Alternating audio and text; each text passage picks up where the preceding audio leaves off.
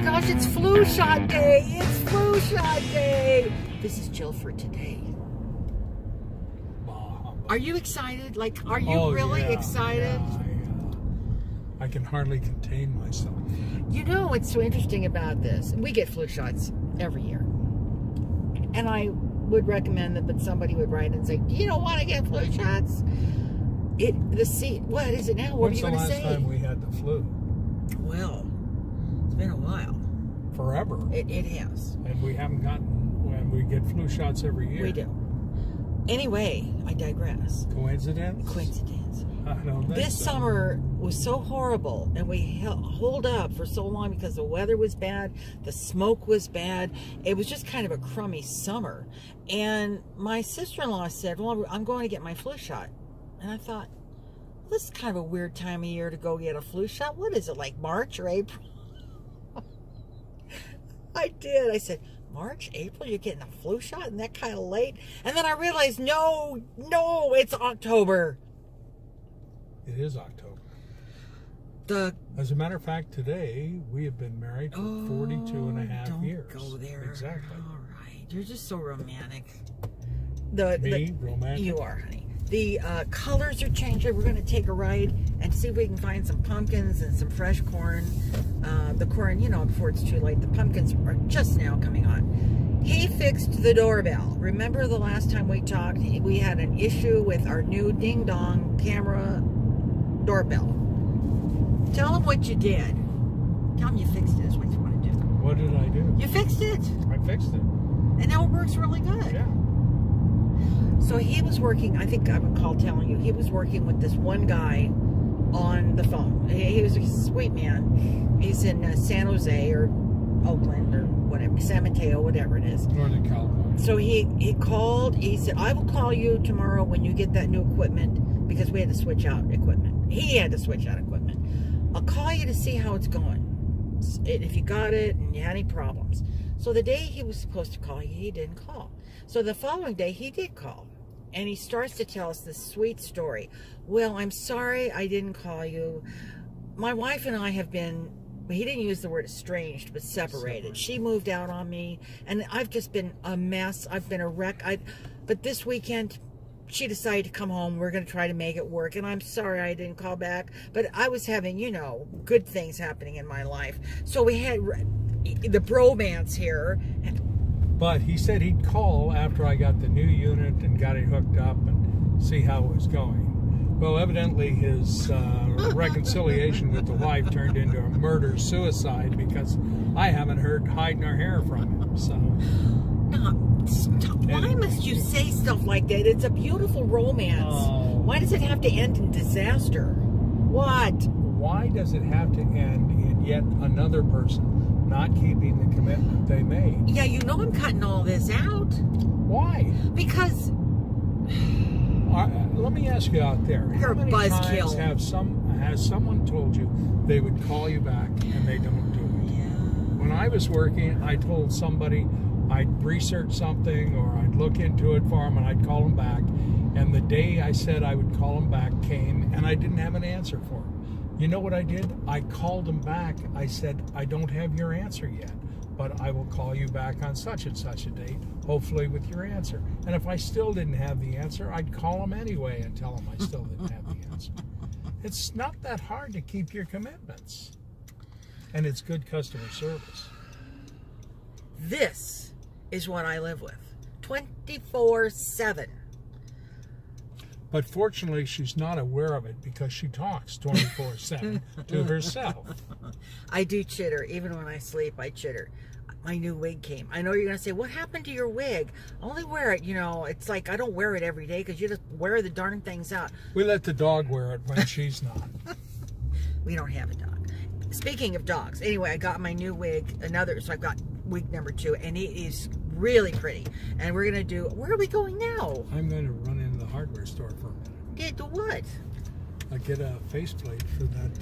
For the plug. Socket, okay, well, I'll just talk to him while you're gone. Oh. No, I'll put it on hold so you can go in there. All I was going to talk about, what was I talking about? I don't know. I need your I don't remember. Here, take this. All right, we'll be back. Took a little stop by the. What is that? Would you drive that? Oh no! Oh, there's the radio. Oh my gosh, that's a smart car. Oh, mama, that's a small car. So anyway, if it was smart, it would have been bigger. Go ahead. Oh God, where was I don't even remember. I went into the hardware store. Watch it, watch it, watch it, watch it. He got a faceplate. Watch it. Yikes. Well, I don't want to look. I don't want to look. Don't make me look. Oh, golly. Gee. Oh. You know, this is what I live with. Do you know what it's like living with somebody where everything in life is a major crisis? It is. It is a major crisis. For you, it is. So the dog's downstairs. Remember the dog's downstairs? I said to him, I'll go down there and I'll talk to him. I'll do it. I'll do it gracefully, but I'm going to do it because they leave now those two dogs. The lady who's moved in, 80-year-old sweet little lady, has a husband who's in care for dementia, but not too far away. So it's a good location for her. But when her kids come in, I've said all this before. By the way, yeah, what? You need to know that Jill Ferday does this all the time. I'll take care of this. I know it's uncomfortable. I'll take care of it. You know. And then when comes time to take care of it, why don't you go talk to him? Why don't you go talk to him? Yeah. Well, it's like yesterday. I just made myself vacant. I just left.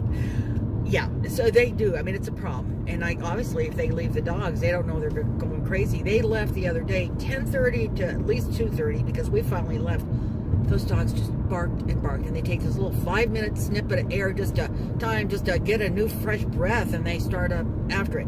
So he went and talked to them. They had no idea. They felt just terrible about it.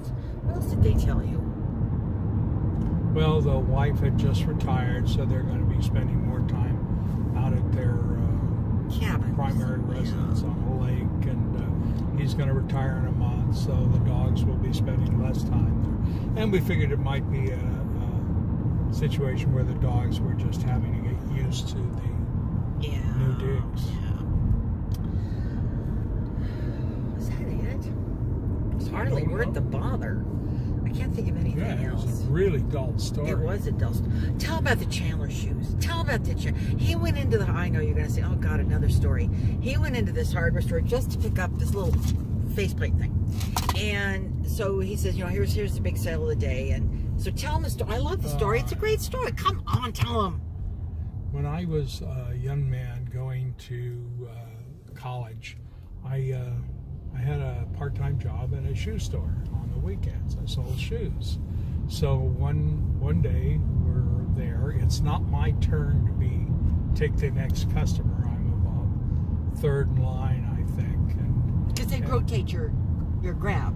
Yeah, you rotate turns up with customers. So there's a little lady outside the windows, and she's looking at shoes, and she's got a pad and pencil, and that usually means that somebody is writing down styles of shoes that they want to try on, usually about a dozen pair, and then they buy nothing.